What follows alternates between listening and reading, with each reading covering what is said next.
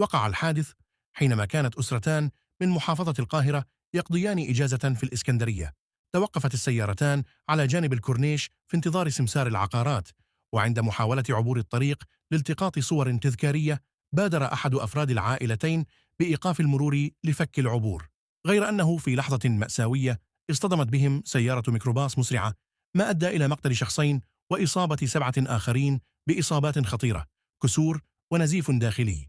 الضحيتان هما علي عبد الحليم عبد الحميد 50 سنة، هيام صلاح مرسي السيد 47 سنة.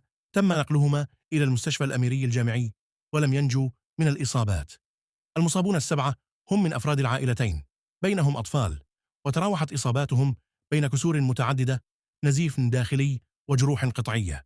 في وقت لاحق تم القبض على سائق الميكروباص، وقررت النيابة حبسه لمدة 4 أيام على ذمة التحقيق، مع التحفظ على السيارة وكاميرات المراقبة لفحص ظروف الحادث بدقة.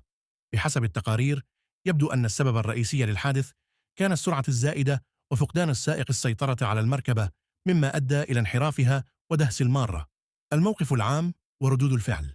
المشهد برمته أثار موجة من الحزن والصدمة بين رواد مواقع التواصل، خصوصا أن الحادث جاء أثناء لحظة دهشة عائلية بريئة، كما أظهرت الكاميرات المراقبة حجم الخطأ وسرعة تطور الكارثة.